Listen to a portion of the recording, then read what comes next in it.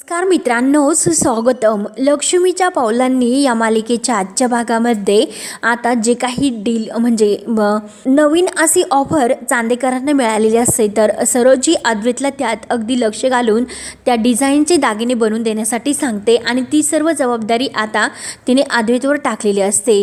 तेव्हा मात्र आता अद्वैत लगेच कलाला जेवण झाल्यानंतर म्हणतो, या सर्व कामामध्ये मला आता फक्त तुझी गरज लागणार आहे, त्यामुळे तू व्यवस्थित काम कर आणि मी ऑफिसला जाऊ येईपर्यंत तू आता एक काम कर, जे बेसिक डिझाईन आहे तर त्याचे सॅम्पल काही शोधून ठेव की क्लायंटचे डिटेल्स आल्यानंतर पुढे काय करायचं हे आपल्याला कळेलच. तसे आपण त्यापुढे ठरवूयात. जे मी तुला काम सांगितले ते काम तू पूर्ण करून ठेव. तेव्हा आता आबांचं या दोघांकडे लक्ष असतं आणि आबांना हे दोघं एकत्र काम करतात, ते काम एकत्र केल्यानंतर मात्र चांगलं होतं असतं हे आबांना माहिती असतं, म्हणून त्यांना हसायला येतं. परंतु आता सरोज मात्र या दोघांकडे रागाने पाहत असते. अद्वैत बाय करून निघून जातो आणि सरोज लगेच उठते आणि रूममध्ये जाता जाता मात्र किचनमध्ये संगीता, अंजू आणि कला असतात.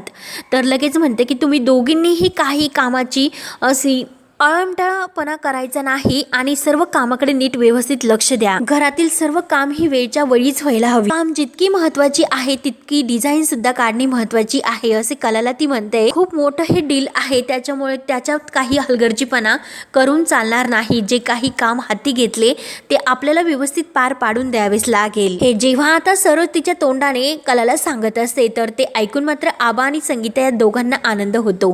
परंतु रोहिणी मात्र अगदी संशयाने सरोज कडे पाहत असते की नक्की आज सरोज वहिनीला काय झालं, चक्क या मुलीशी बोलते. आबा मात्र खुशून हसतात. तर सरोज म्हणते की चल आता एक काम करूया, आणि जर तुला डिझाईन्स काढण्यासाठी शांतता हवी असेल तर घरात एक अशी जागा मी तुला करून देते की तेथे तू म्हणजे बसून शांतपणे डिझाईन्स काढू शकते. किंवा तू एक काम कर, तू आपल्या गेस्ट रूम मध्ये जा, तेथे तुला डिस्टर्ब करण्यासाठी कोणीही नाही येणार, त्यामुळे तू तेथे शांतपणे बस आणि आजच्या सर्व डिझाईन पूर्ण कर. ओके. तर कला म्हणते की हो नक्कीच सरोज मॅडम, मी तुम्हाला 100% खात्री देते की मी हे काम वेळेवरच पूर्ण करून देईल. तेव्हा हे सर्व बघून आबा विचार करतात की सरोजला कामाचं महत्त्व काय आहे हे माहिती आहे, त्यामुळे आता मात्र कलाला काम करून देण्यासाठी ती व्यवस्थित काहीतरी वेळ आणि त्याचं सर्व काही महत्त्व समजून घेईल आणि कलाला शांतपणे काम करता यावं म्हणून तिने जागा सुद्धा तिच्यासाठी अगदी मोकळी करून दिली.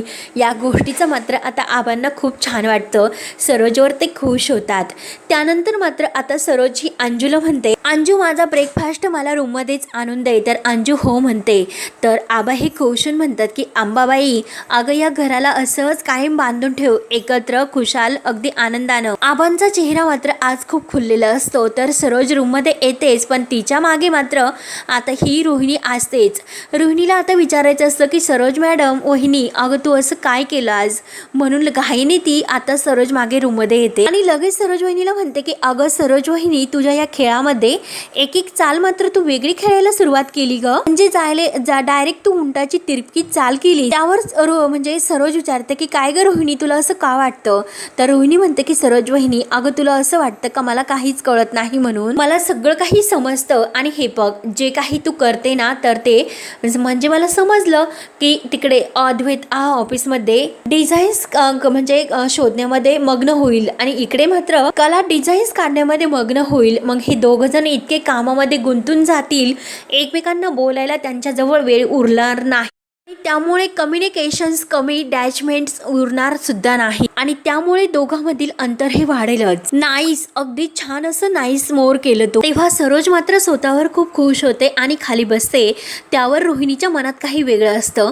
म्हणजे ती विचार करते, सरोज वहिनी आता एकीकडे वेगळा खेळ खेळेल आणि मी मात्र दुसरीकडे वेगळा खेळ खेळेल. म्हणजे कला खरे तू आता ही नवीन डील आहे ते उत्तमरित्या पार केले तर बिझनेस मध्ये तुझी डायरेक्ट एंट्री होईल. पण असं वाटतं का तुला, पण मी आहे ना, मी असं नाही होऊन देणार. मग आता हे तुझं डील कसं पूर्ण होणार नाही हे मी पाहते. तेव्हा आता रोहिणीला काही हे डील पूर्ण होऊन द्यायचं नसतं आणि कलाला त्यासाठी त्यात तिचा अडथळा निर्माण करायचा असतो. त्यानंतर इकडे कला ही घरामध्ये तिचं काम करत असते, म्हणजे घरातील सर्व काम. तेवढ्यात तिथे अंजू येते. अंजू म्हणते की कलाताई, अहो तुम्ही सर्व का करतात, हे काम तुम्ही करू नका, द्या इकडे मी करते. तेव्हा कला म्हणते की अहो अगं अंजू मी ठेवते ना पटकनी. अंजू म्हणते की नाही अहो कला कलाताई मी आहे नाही सर्व करण्यासाठी, अजून काही राहिले का? तर कला म्हणते की हो अंजू, अगं तू सरोज मॅडमला नाश्ता देशील ना? तेव्हा अंजू म्हणते की हो हो. तर कला म्हणते की थँक्यू. आणि अंजू आज जाते तर तेवढ्यात तिथे संगीता येते. संगीता तर अगदी खुश असते. कला ही आईला विचारते की काय ग आई, काय झालं? तेव्हा संगीता कलाचा हात धरते आणि कला बघितलेस ना, सरोज मॅडम तुझ्याशी किती छान बोलायला लागल्या. तेव्हा कला सुद्धा खुश असते. कला म्हणते की हो ना आई, खरंच आज सरोज मॅडम किती चांगल्या बोलल्या. मला त्यांनी कामात घेतलं सुद्धा, मला शांतता मिळावी म्हणून त्या मला जागा सुद्धा देणार आहेत. खरंच मला खूप स्पेशल असं वाटलं. तेव्हा संगीता म्हणते की हो ना कला, फक्त तू आता त्यांनी जे काम तुला दिलं ना ते अगदी मन लावून कर आणि त्यांना परत आणखीन खुश कर. कला म्हणते की हो आई आणि कला कामाला निघून जाते. तर संगीता ही दिव्याला हात जोडते. त्यानंतर मात्र आता सोहम इकडे दिनकर आणि काजलला मदत करायला घरी आलेला असतो.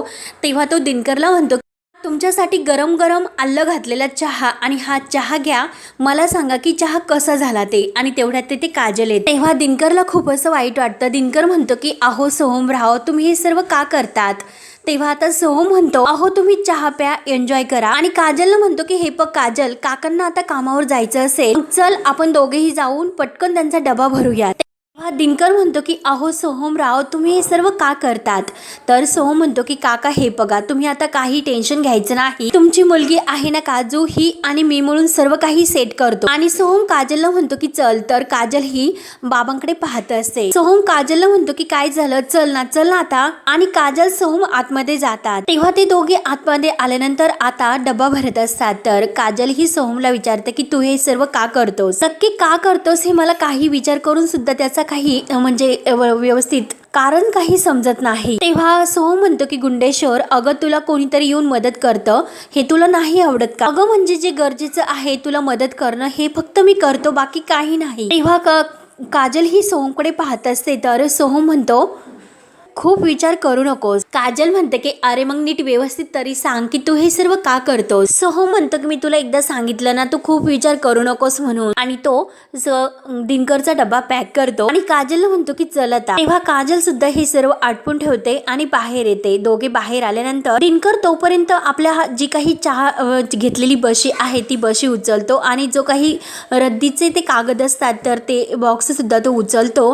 तेव्हा सोहम धावतच येतो आणि अहो काका असं काय करतात, द्या इकडे ते, म्हणून त्यांच्या हातातील ते सर्व तो घेतो आणि त्यांच्या हातामध्ये फक्त तो डब्बा देतो आणि हा तुमचा डबा पकडा. आणि तो चहाचा कप सुद्धा घेतो आणि काजलच्या हातात देतो. आणि दिनकरला म्हणतो की हे बघा काका, मी मिसळीच्या स्टॉलवर सुद्धा तुम्हाला सोडवायला येतो. तेव्हा दिनकर म्हणतो की अहो सोहमराव, मिसळीचा स्टॉल माझ्या घरापासून खूप असा कमी अंतरावरच आहे, रोजचा पायाखालचा रस्ता आहे, तो जवळच आहे ते, आता मी जातो, तुम्ही राहून द्या. तर सोहम म्हणतो की काका अहो थांबा, मी म्हणालो ना तुम्हाला मी तुम्हाला सोडवायला येतो म्हणून. सोहम काही ऐकायला तयार नसतो आणि काजल फक्त सोहमकडे पाहतच असते की नक्की काय झालं, याला इतकी मदत का करत असेल हा. सोहम काकांना म्हणतो की हे बघा काका, आता तर सोडतोच, परंतु संध्याकाळी सुद्धा मी तुम्हाला घ्यायला येणार आहे, फक्त 10 मिनिटाच्या अगोदर तुम्ही एक कॉल करा, मी लगेच तेथे हजर असेल, ओके. तेव्हा दिनकर म्हणतो की अहो सोहमराव, तुम्ही माझ्या पोरीच्या सासरकडचे आहात, तुम्ही माझ्यासाठी इतका त्रास करायला घेतात, मला खरंच ते बघून खूप वाईट वाटतं.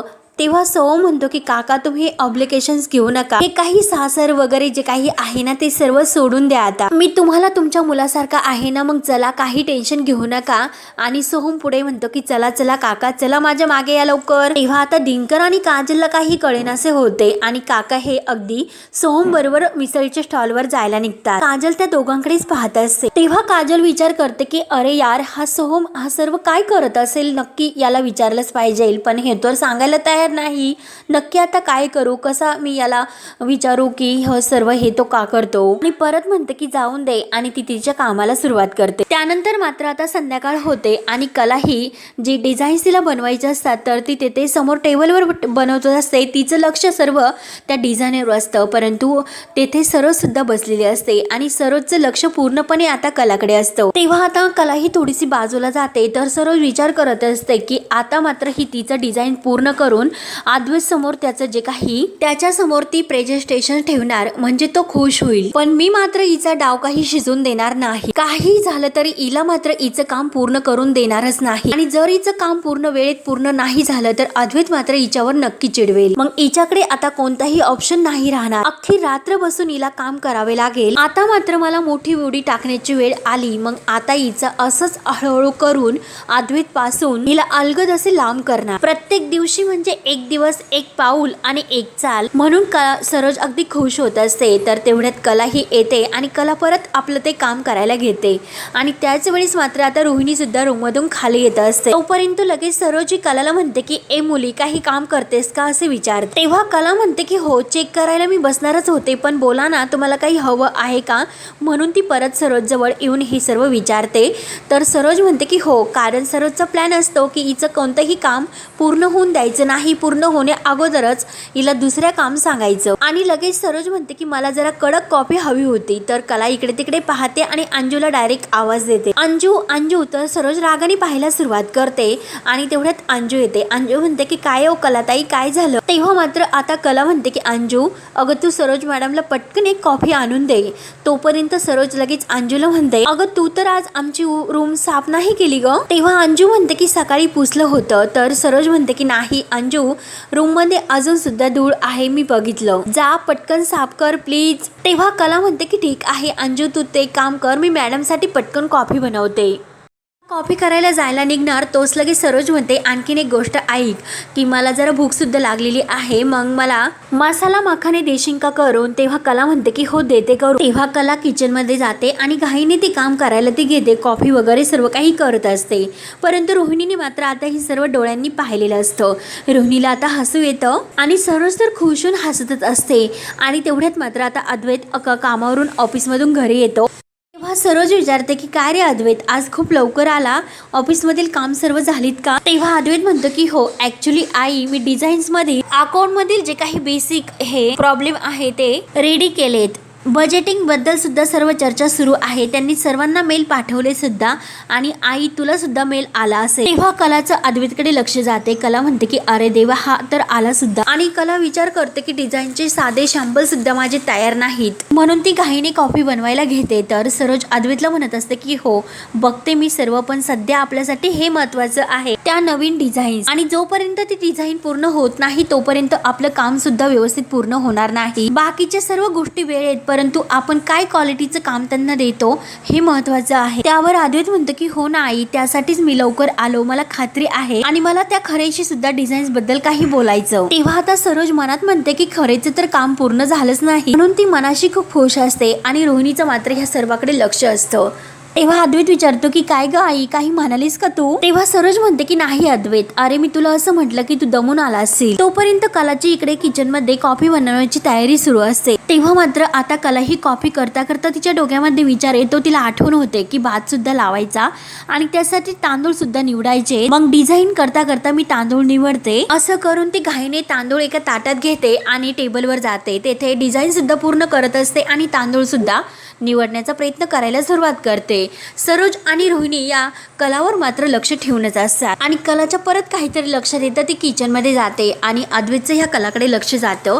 कलाची इतकी धावपळ चाललेली पाहून तो विचारतच पडलेला असतो. आणि तेव्हा मात्र आता सरोजी अद्वैतला म्हणते की अद्वैत, अरे अद्वैत, तू आज हिच्याशी डिझाईन्स बद्दल बोलायला घरी आला, पण या दरम्यान मात्र आपल्या या डील बद्दल ऑफिस मधील टीम बरोबर राहणं सुद्धा खूप महत्वाचं आहे. हे काय प्रकारचे काम करतात इथे सुद्धा आपण तेथे सुद्धा लक्ष द्यायला हवं. त्यामुळे मला ह्या कामामध्ये कोणताही हलगर्जीपणा नकोय. आणि हे बघ तू ती घरी बसून डिझाईन बनवते, मग ती बघण्यासाठी तू घरी येणार का, आणि परत उरलेलं काम करायला तू ऑफिस मध्ये जाणार, मग हा टॅप कशाला करायचं, काय गरज आहे ते सर्व करण्याची. त्यामुळे आता तुझी गरज ऑफिसमध्ये आहे, तू ऑफिसमध्येच थांबत जा. आणि तेवढ्यात कला ही जी कॉफी तिने सरोजसाठी बनवलेली असते तर ती कपामध्ये ओतते आणि अद्वैत सरोजसाठी 2 कॉफी तयार करते.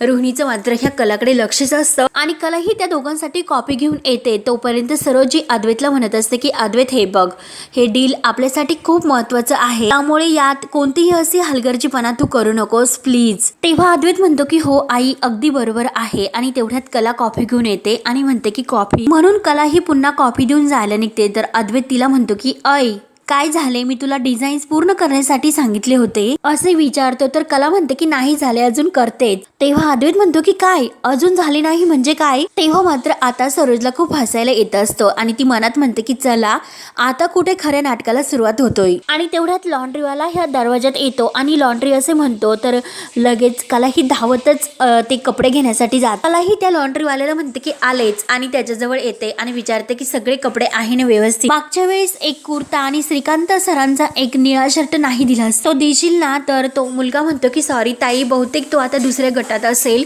दुसऱ्या वेळेस येताना मी नक्की घेऊन येईल.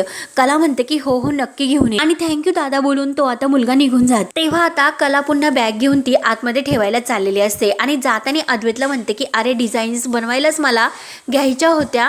तर अद्वैत म्हणतो की अगं पण. तर कला म्हणते की थांब, फक्त आता मला एवढी पिशवी आतमध्ये ठेवून येऊन दे, मग आपण बोलू. म्हणून कला लगेच घाईने ती बॅग ठेवण्यासाठी आत जाते आणि अंजूच्या हातामध्ये ती बॅग देते आणि प्लीज हे कपडे तिकडे खोलीत ठेवशील का असे म्हणते. अंजू ती बॅग उचलते आणि आत जाते. तेव्हा कला आता पुन्हा डिझाईन्स बनवायला टेबलवर बसते आणि पाणी पिते. एवढ्यात पाणी प्यायला घेणार तोच आता पेपरवाला दारात येतो आणि तो पेपर प्लीज असे म्हणतो.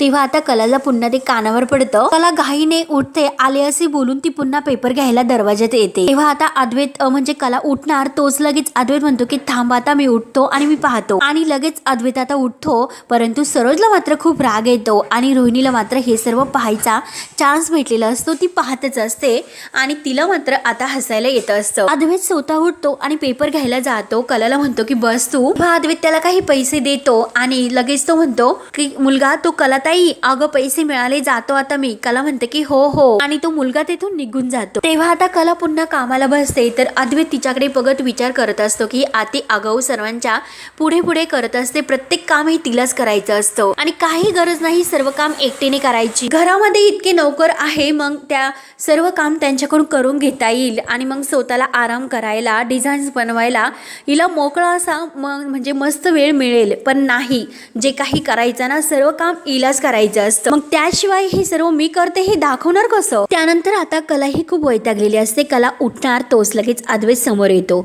जी कॉफी तिने अद्वैतला प्यायला दिलेली असते, तर अद्वैत ती कॉफीचा कप घेतो आणि कला समोर ठेवतो. बस खाली, आता ही कॉफी तूच पिऊन घे आणि डिझाईनचे काम वेळेत मस्त पूर्ण कर. कला म्हणते की अरे. अद्वैत म्हणतो की नाही, ही कॉफी पी आणि काम पूर्ण कर. सरोज आणि रोहिणी मात्र आता ही काही मजा पाहत असतात. कला म्हणते की नाही, तर अद्वैत म्हणतो की मी म्हणतो ना तुला खाली बस म्हणून. कला म्हणते की नाही, अरे सरोज मॅडम भूक लागलेली आहे, मला करून दे. तर अद्वैत म्हणतो की बस खाली, माझी आई आहे, तिची काळजी मी घेईल, तू फक्त डिझाईनवर फोकस कर, सांगतो ना उठू नको, बस खाली. आणि तो परत कलाला काम करायला बसवतो. तेव्हा अद्वैत स्वतः ते काम करायला घेतो. तेव्हा आता रोहिणी ही सरोजच्या कानात म्हणते बघितलंच ना सरोज वहिनी, अगं स्वतः तो किती काळजी घेतो, कलाला एकही काम करून देत नाही, स्वतः तो काम करायला घेतलं. इनफॅक्ट स्वतः तो तिच्यासाठी कॉफी देतो आणि ते पण सरोज वहिनी तुला न विचार. सरोज वहिनी हे बघ, तुला काही किंमत राहिली नाही, तू मागे पडली. म्हणून आता सरोजला आणखीन राग येतो. त्यानंतर आता कला ही डिझाईन्स चे काम करत असते. तर सरोज मॅडम मुद्दाम तिला म्हणते की मला पाणी देते का जरा. तेव्हा रजनी आणि अंजू ह्या किचन मध्ये असतात. तेव्हा कला म्हणते की हो देते मी, 2च मिनिट फक्त. तेव्हा कला उठणार तोच लगेच रजनी पाणी घेऊन येते आणि कलाला म्हणते की राहून दे कला, तू कर तुझं काम, मी आणलं पाणी. आणि सरोजला पाणी प्यायला देते. तर सरोज थँक्यू बोलते आणि तेवढ्यात आबा बाहेर येतात. आबा म्हणतात की अरे वा, सुनबाईने तर कामाचा अगदी सपाटच लावलास. आणि काय आज जेवायला उशीर आहे का. तर सरोज म्हणते की हो ना आबा, मला सुद्धा खूप भूक लागली जोराची. तर कला म्हणते की नाही नाही थांबा, आता झालीच माझे, मी सर्वांना वाढते. तेव्हा लगेच आबा म्हणतात की हो हो चला मग बाकीच्यांना सुद्धा तोपर्यंत जेवायला बोलवा आणि आमच्या विहीनबाई त्यांना सुद्धा कला तू जेवायला बोलव. कला म्हणते की हो आजोबा लगेच बोलाव. त्यानंतर आता संगीता ही दिनकरला फोन करत असते आणि विचारते की तुम्ही स्टॉलवर निघालात का. दिनकर म्हणतो की हो हो आत्ताच येथील सर्व काही आटोपले आणि घरी निघालच आहेत.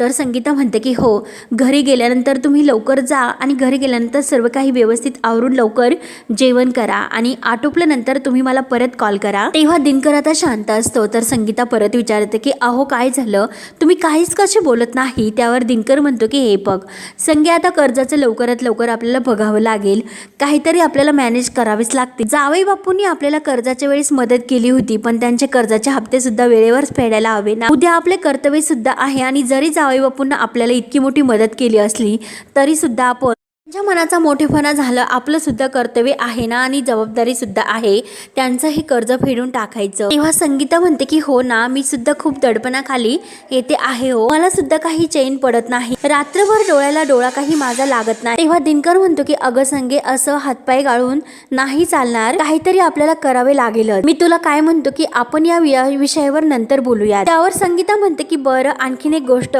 यातील कलाला काही कळायला नको, नाहीतर त्या मुलीला आणखीन त्रास होईल. तेव्हा दिनकर म्हणतो की हो हो संगे, तू एकदम योग्य बोलतेस, कलाला यातील काही कळायला नको. संगीता म्हणते की हो हो, आणि जावई बापूंचं कर्ज आपण लवकरात लवकर फेडून टाकूया. त्यांना सुद्धा असं वाटायला नको की आपण त्यांच्या चांगुलपणाचा गैरफायदा घेतो म्हणून. आणि हे बघा, आपण खूप अशी मेहनत करू आणि एक एक पैसा त्यांचा आपण परत देऊ. आणि हे मात्र आता कलाने ऐकलेलं असतं.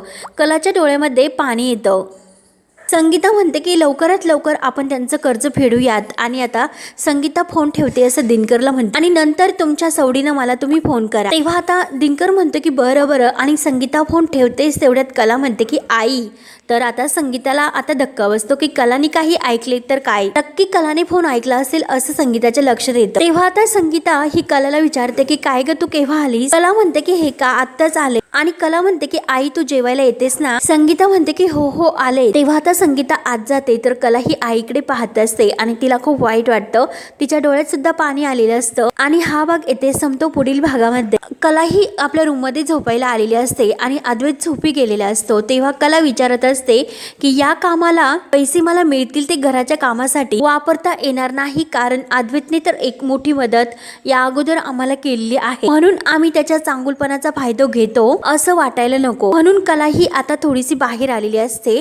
आणि त्याच वेळेस मात्र आता सौरभ हा रात्रीच्या वेळेस बाहेर चांदेकरांच्या घराच्या बाहेर आलेला असतो. आणि नैना ही सौरभकडे येते.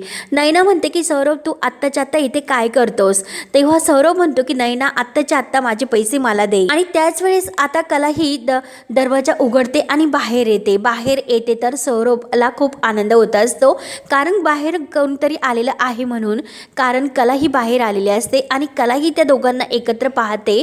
तर आता मात्र कलाला हे बघून खूप मोठा धक्का बसतो. तेव्हा आता पुढे काय काय होत राहणार हे पाहण्यासाठी आपल्या चॅनलला नक्की सबस्क्राईब करत राहा. धन्यवाद.